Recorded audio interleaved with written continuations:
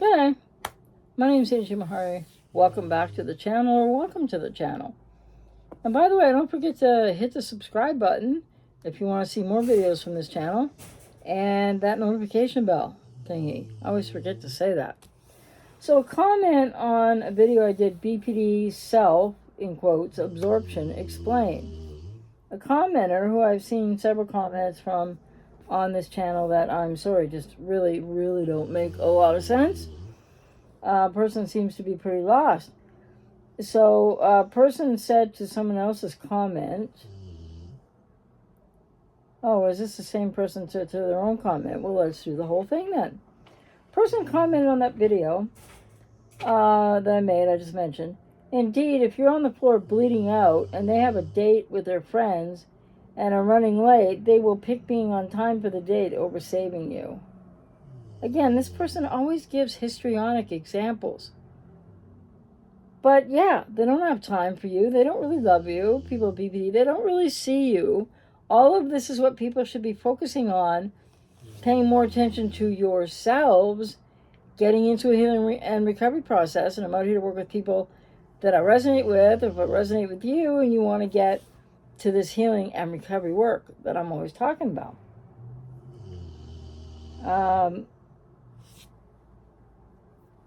It's like you don't exist. Well, yes, it's absolutely like that with people with BPD, especially untreated. Now, from personal experience, I truly get who the trolls on his social media page really are. Why would that be important? People who helped him, but to him, they don't exist. When I say that he is in more pain than me bleeding out on the floor, he liked my comment. Doesn't make sense. That's how invisible you are to them. Although I thought his ex had her own negative aspects, she was extremely lucky he dumped her. If not, they'd still be at each other's throats, having broken up for the 100th time. She would have wasted an extra 3 years of her youth and fertility on him, and he wouldn't have cared at all. I wish he had focused on her, though, instead of switching his attention to me. Trust me, you do not want to have a borderline cling on to you and stalk you because of all they do is take, with not even a thank you or how are you, can I help you? Well, that happens often, yes. As you said, without 7 to 10 years of therapy, I guess that's like what I probably said in the video, but it's really more like 8 to 16 years of therapy. They will never see you and give to you. Denial will add another 10 years. Don't wait unless you have 20 years to spare. No relationship will work out before that, so need to be jealous either. I don't know. So the same commenter, I do believe, comments on their comment. I have to add, there's no difference between BPD and NPD from the receiver's point of view. No, just because you don't know what that difference is doesn't mean there isn't a difference. So this is like that, if a tree falls in the forest and nobody's there to witness it, does it make a sound? Because the bottom line is, there is difference between BPD and NPD, and when you can't discern that as the person on the receiving end, which is understandable, it doesn't then make them the same. So if that's your point of view, that's one thing, but you don't make them the same by what you think. It doesn't make any sense. The abuse is the same, the self-centeredness and manipulation and constant lying and discard. Well, it's not necessarily all the same, but there's similarities maybe, right?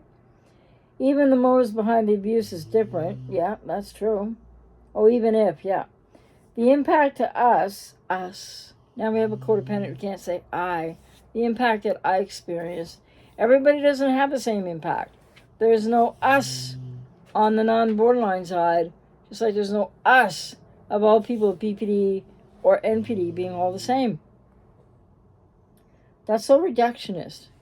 I wonder how that serves people. For the longest time, I couldn't tell if it was NPD or BPD. But now that I know the above, all three persons in my life have BPD, one covert, two egoistic. That makes no sense whatsoever. So they're saying that three people in their life have BPD. One is covert. Covert BPD is the playground of the Vakninian one, and it's not the correct language to use for the discouraged borderline subtype of quiet BPD. It's not covert. It's just quiet. We don't want, it's a way of somebody trying to mesh BPD with NPD, which a lot of you out there seem to enjoy, like this person. Not going to help you heal. Where was I? So yeah, this person knows so much, right?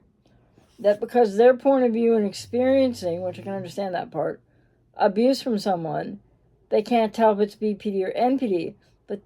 But because you can't delineate that or you don't know that, like I said, doesn't ipso facto make what they do the same.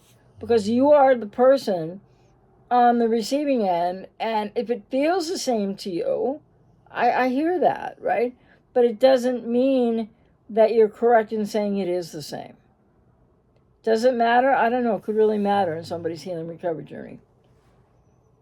So one was covert, which means nothing with BPD, and two are egotistic. What does that mean? Lots of people are a little bit egotistic or egotistical, and they don't have BPD or NPD. So it sounds like you really haven't figured this out at all. Just saying. And then, yes, you can give to them everything you've got, and they give to you absolutely nothing, and yet they can still find something to blame you for what you have given to them. Yes, that very much happens. They will judge you for your contribution and yet not judge themselves for giving nothing. Amazing. Well, they don't understand their contribution. They don't, and I'm not excusing their behavior or their abuse. They don't understand how they affect other people. They don't have self-reference, so they can't have other reference. And then the commenter continues, the lack of self-awareness is amazing as well. People in their lives, well, they said lives, sorry, people in their lives can highlight to them their faults. But that's a codependent thing to do. And commenter, if you recognize your comment in this video, I have 2 other videos of your comments that I may or may not put up on the channel, but like, you do the same things in each comment. So you would be best served, I'm not saying you're all wrong, you would be best served, though, to start looking at your own side of the fence and let go of the people in your life with BPD. 1 you say is covert, which means nothing, and 2 that are egoistic. I don't even know what you mean with that. I mean, it doesn't, yeah, it's confusing. Yeah, so why are you highlighting their faults? That's codependent. So if you're highlighting to them their faults, and they can't see it at all, how are they ever going to change when they don't understand or refuse to believe there's something wrong with them? Fair enough question, but trying to tell them about what's wrong with them, or even what you're experiencing, they don't hear. They don't have a self with which to process this information. They are emotionally immature, and it's not a matter of intellectually processing what you're saying. So they don't want to hear it. So they can't see it at all. And then you say, how are they ever going to change when they don't understand or refuse to believe there's something wrong with them? That's codependent investment in wanting them to change, wanting to have a part in changing them, as opposed to just, well, can't just walk away. But see, this is another example of the same person that I've done a few videos about their comments now, where they don't really, they know what they've experienced, right? I would never dispute someone's experience, but they seem to really not know why. Because what is an egoist, or how's it? Egoistic. Egoistic. What's that mean for a person with BPD? Beats me. So this person is probably in a lot of pain, but they also, in another comment, denied their codependency, but just said, oh, I'd rather call it enabling.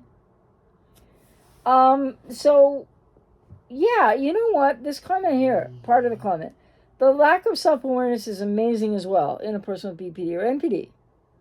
And now I'm going to say to you really gently with compassion, the lack of self-awareness and what people with codependency do in continually being ensconced in these patterns and dynamics with a person with BPD or NPD, thinking about them, watching their social media, obsessing them, wanting them back, why they do this, why they do that, writing all over the internet about how horrible they all are. Okay, fine.